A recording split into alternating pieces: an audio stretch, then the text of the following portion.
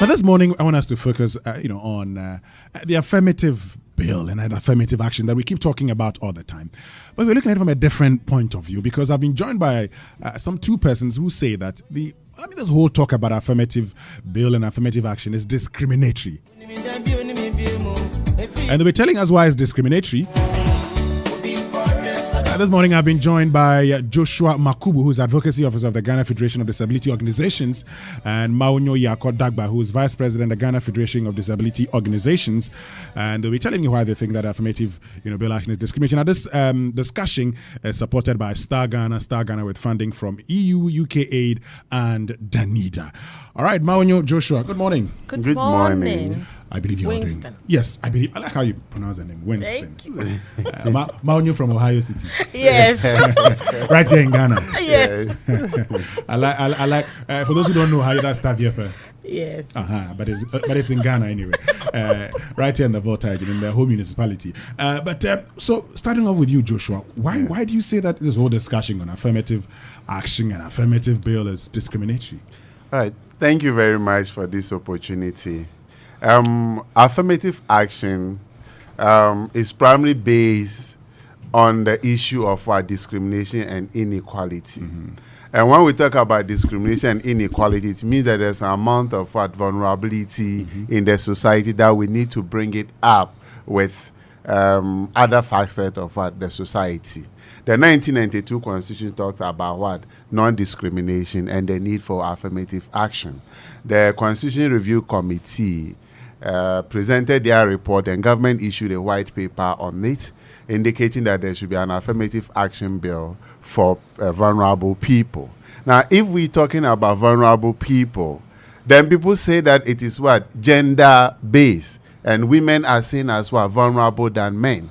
And the question I ask myself is, you see a woman and a man that is blind, a man that is in a wheelchair, a man that is a person with albinism and cannot even read the regular print, who is more vulnerable? Tell me, who is more vulnerable? Yeah. Tell me, who's more vulnerable? Yeah, obviously the person with the man that is blind or the man in a wheelchair is more vulnerable than a woman who has no disability. So if there's going to be any affirmative action bill, it should cover all vulnerable groups, including women. But the current affirmative action gender equality bill is talking about only women. And we think if that is what we are going to have as an affirmative action bill, we have still not satisfied the provision of having to cover vulnerable people, and the bill remains discriminatory. Maonyo, you are a woman, so at least that shouldn't be a problem for you, should it? Yeah, but it is a problem because to be a woman and to have any form of disability is to suffer twice. And so the affirmative action should address both gender equality and non-discrimination issues. Seriously, the UN convention that Ghana ratified in 2017 actually was signed the committee, the UNCRP committee clearly states that disability should be mainstream in all policies. And so sometimes we've actually done a lot of engagements with, our gender ministry, with women groups, the committee that had worked on the affirmative action. We drew their attention to the fact that they need to include persons with disabilities in the bill. But we've been told time and again that you have a disability act. Of course, that is even, we are reviewing the disability act. But the fact that we are calling for more protection for persons with disabilities, women with disability, because they suffer twice. Because at the end of the day, we need to be able to ensure that everybody functions as normal as possible, and the opportunities should be given to everybody. Okay, so let me get to you, Joshua. When it comes to health and education, do you have access to? Do you have equal access to health and education? Those of you persons with disability. We don't have equal access to health and education. Why? When it comes to persons. For instance, let's look at the free SHS policy. It's supposed to be free and accessible. But I ask myself, if I get to a senior high school today and there are what they call tests, the community-based junior high schools where there are story buildings and other things, how accessible would that be to me in a wheelchair? How accessible would that be to me in a clutches? And then if I am a blind person and I go to Opoku Secondary School, how accessible is that going to be? I'm a deaf person and I go to Wesley Girls, I'm a female. How can I access that education? It's not accessible, it's not inclusive. And we have been promoting the inclusive education policy, but it's like everything is falling on what? Deaf ears. I was thinking that if we really want SHS to be free to all Ghanaians, and we see persons with disability as well, Ghanaians, I think we would have gone the extra mile to make the environment accessible and to even make those in the day school commuting from homes to the school also more accessible by way of providing some kind of that's it with education. How about health? Health is not accessible. I was in one of the hospitals in Tamale just last week on reproductive health. And when I contacted the midwife, why she told me, the people, they don't come. Why don't they come?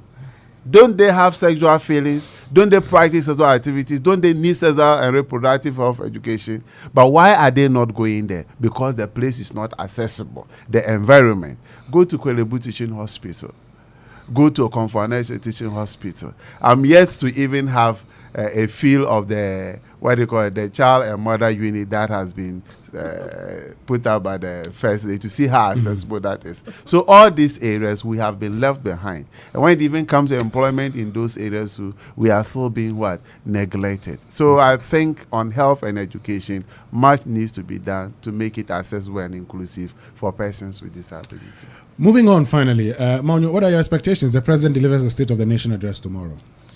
Yeah, well, as a developing country, we need to look at our economic situation. And now I'm calling for some modest specifics that we can hold His Excellency President Akufo-Addo to.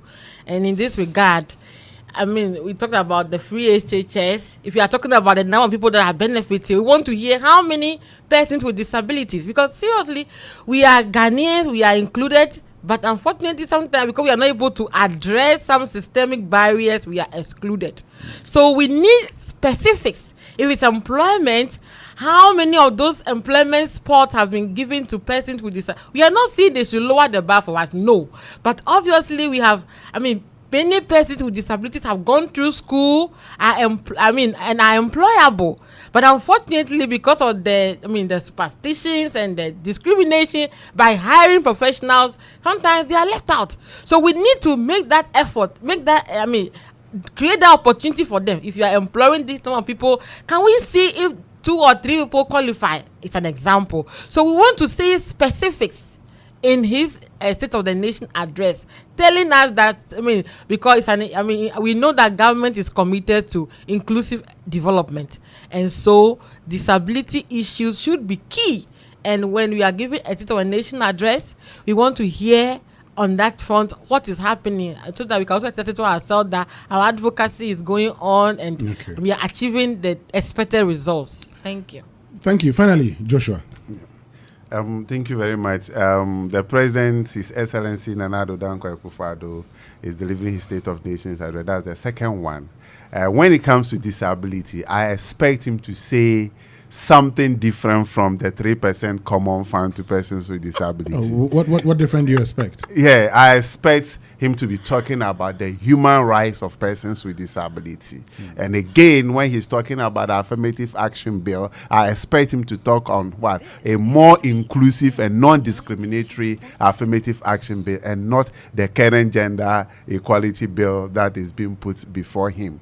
And again, as Maunyo said, I want the President, when they are talking about jobs that have been created, they should be able to tell us how many persons with disabilities have benefited and what they are doing in the near future to ensure political participation of persons with disabilities. Thank you very much, Joshua Makubu, Advocacy Officer of the Ghana Federation of Disability Organizations, and Maunyo Dagba, Vice President of the Ghana Federation of Disability Organizations. Thank you very much for joining us. And this discussion has been supported by Star Ghana with funding from UK Aid, EU, and Danida. We'll come back after the President delivers a State of the Nation address and would look at all these issues. So you don't worry. We'll come back and talk about it. Okay. Thank you very much.